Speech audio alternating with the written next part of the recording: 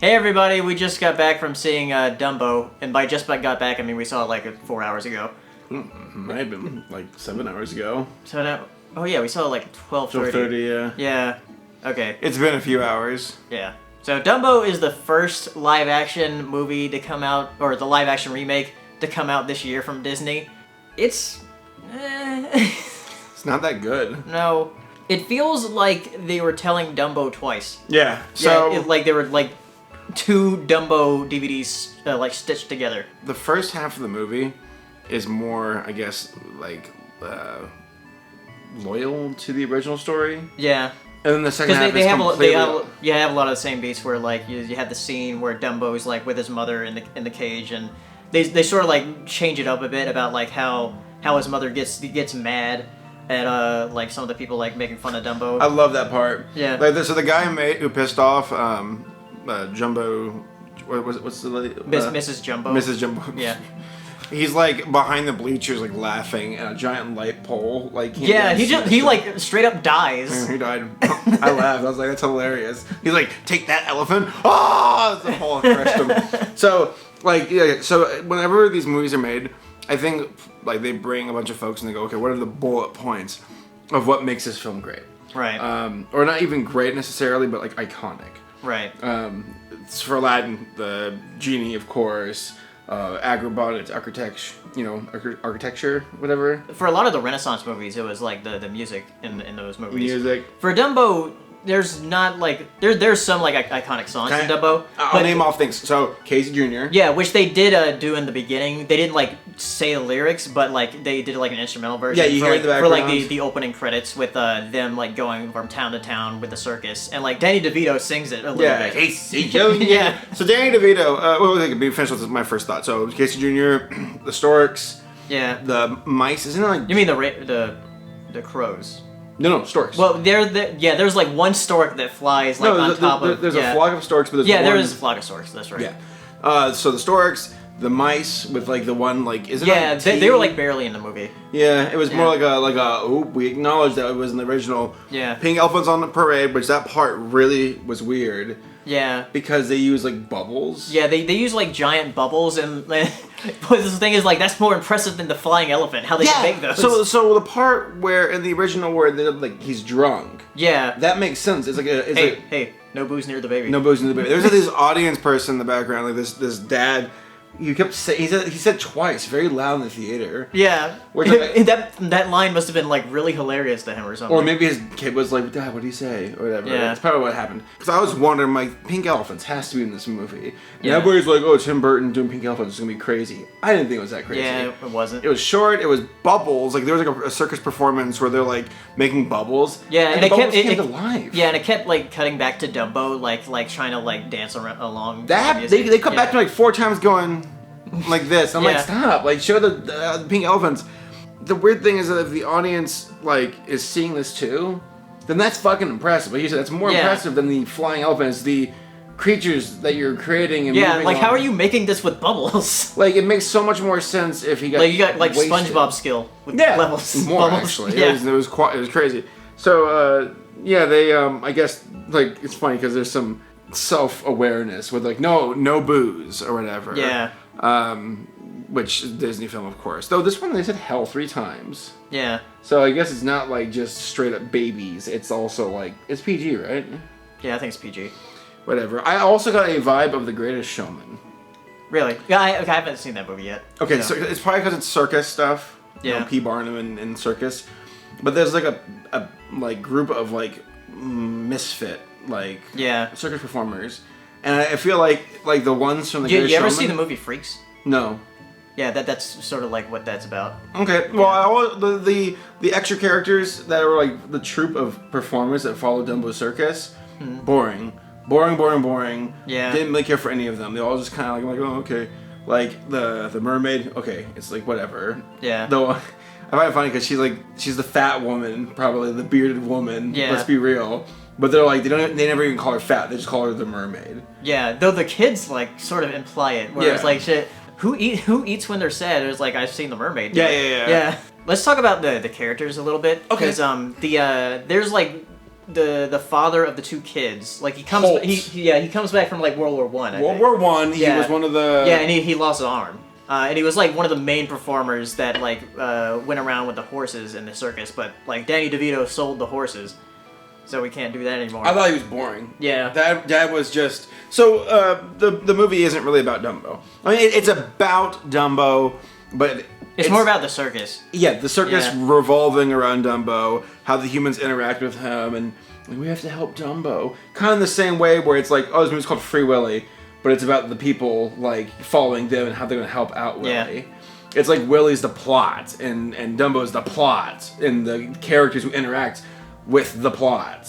Yeah. And I don't know, like, because the original Dumbo does have a pretty weird story. Like, I actually don't really care for the flow of Dumbo. Mm-hmm. I think there's some moments in where like, this works. It's really cute. Like Casey Jr. song, Pink Elephants, the clowns parts. Yeah. But then after he gets drunk and passes out, it's like, okay, then he disappears. Yeah, and like the movie like really like shifts goes into high gear and like ends within the last 10 minutes. Yeah, it goes fast. Yeah. So I don't think it's for the original Dumbo, that is. I don't think it's the best writing for Disney for Dumbo. Yeah. Like I thought Dumbo was like, okay, there's some redeeming parts about it, but story-wise, it's like pretty inconsistent. Right. Which this movie said, okay, we'll make our own second act. Yeah, and third. Going back to characters, the two kids. One kid is the girl, and she is like into science and stuff, and she like wants to do like the scientific method or whatever. But she is like so emotionless. She's emotionless and boring. Yeah, and the boy, her brother, might as well just not exist. The brother exists just so she had someone to talk to. Yeah, I think she was more important than the boy. The feather at least was used in the movie. Yeah, because they're the kids who are like, oh, we used a feather. Because like I thought it was kind of dumb how like they realized like, oh, it's the feather that makes them fly, not the peanuts. It's like why would the peanuts make them fly? They didn't even talk about that leading up to Yeah, that was weird. That was weird. So the girl looked like Miranda Cosgrove. And not to have a slight Miranda, but the girl had a big, massive forehead. And she actually reminded me of Wednesday Addams. Yeah, the way she spoke and looked. And the entire scientific method that you mentioned, like, she tells us. When a character has to tell you something, then you're kind of failing. Yeah. I'd rather see it. Because, like, the brother wanted to be more of the performer, and the daughter is like, I believe in the scientific method. I want my thoughts to matter. And it's like, get it, you're the brainiac, like, one, we get it. There's a part where she's like, those who do not want to know knowledge are undeserving of it. And it's like, shut up. You don't talk like an actual kid, you weirdo. So the boy, boring. Shouldn't even been in the movie. He only exists so the girl has someone to talk to. Girl, just flat boring as well. Yeah, emotionless. Dad was generic dad. Like, oh, my kids, I love my kids. And there's a part where, like, when Mrs. Jumbo freaks out, the audience is like laughing, and the dad's like, "Hey, shut up!" And it's like, what the hell? Like their acting feels so hollow. Yeah, but then Danny DeVito.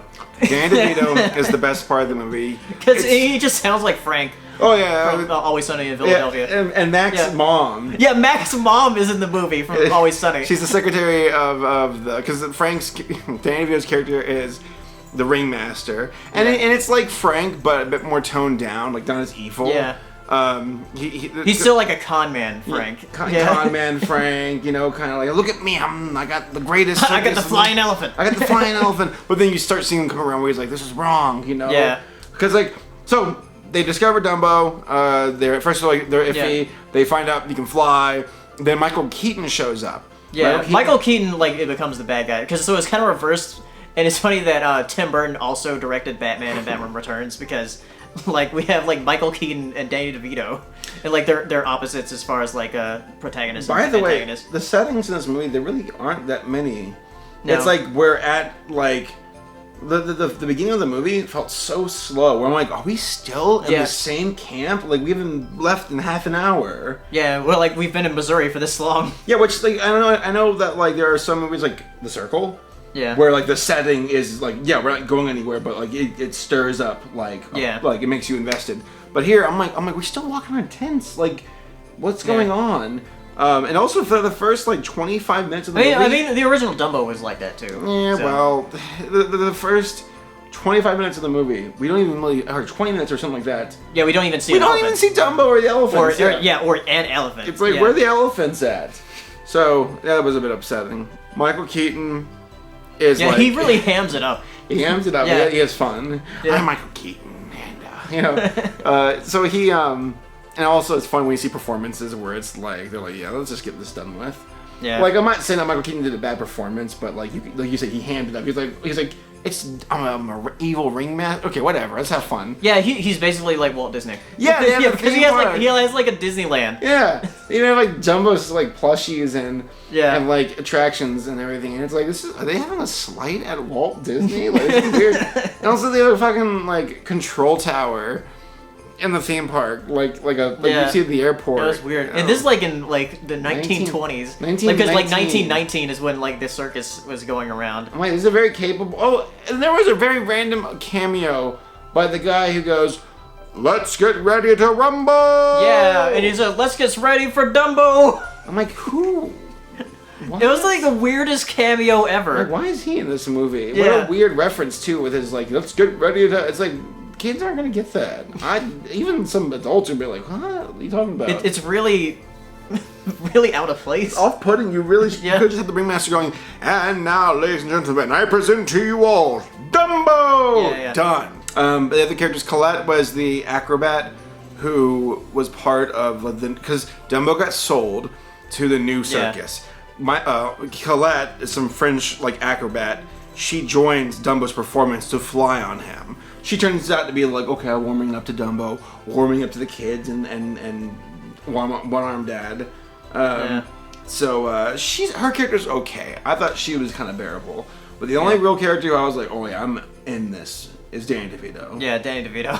It's amazing when you see a person like Danny DeVito where you're like, wow, you are a good actor. Like even if you're given kind of a weird script or weird roles, It's just his very weird, I guess, mannerisms. Yeah. Yeah. Well, people praise him for knowing how to go like, okay, professional mode. Let's go. Yeah. Like he's a seasoned actor. Like I watched the bloopers for Always Sunny, and you see how the rest of the cast breaks a lot with bloopers, but Danny DeVito holds it until he knows, okay, the scene's over. Yeah.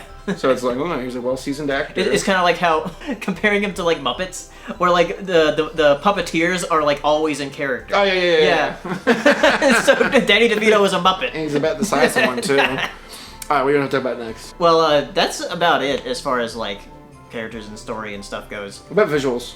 Visuals. What's weird is that it's a Tim Burton, but it looks like not very Tim Burton, except for maybe like Casey Jr. Character designs. Yeah. There's a few like when we got to the theme park in the second act, the second half of the movie, I'm like, okay, there's some characters that look kind of Tim Burton-ish.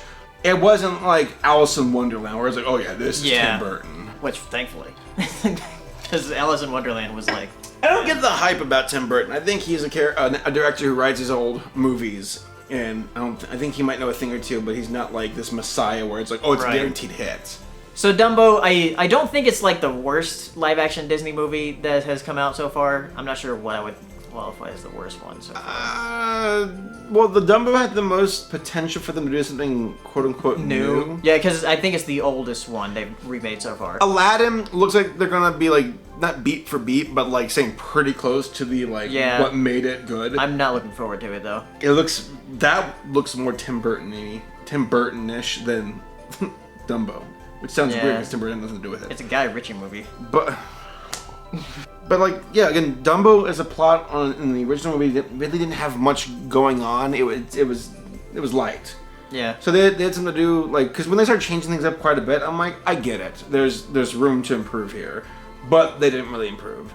It was just, hey, evil bad guy, circus guy, and then we save Dumbo at the end. Yeah. And that's it. No racist crows, though there is a part where they quote... Yeah, they quote, like, you've seen, like, a housefly, you've seen a dragonfly. They quote that part.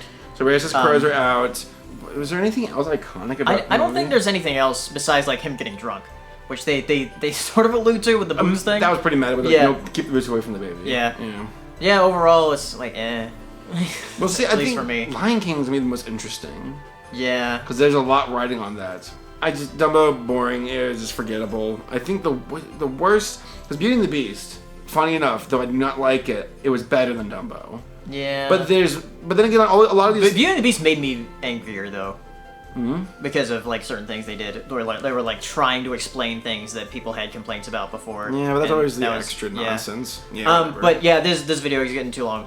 So yeah, Dumbo. Tell me what you thought of it if you've seen it. And Saber's here. Say hi. Hi. I don't watch it, guys. It's not worth seeing in the theater. So tell us if you've seen it in the comments, and I'll see you next time. Bye. Okay. As soon as I press record, he like jumps. Did you catch that while I was doing that? My peripheral vision caught him doing that. Sit. Come on, we're like right there. We're not even like a foot away. Hey everybody. Hey. Shut up.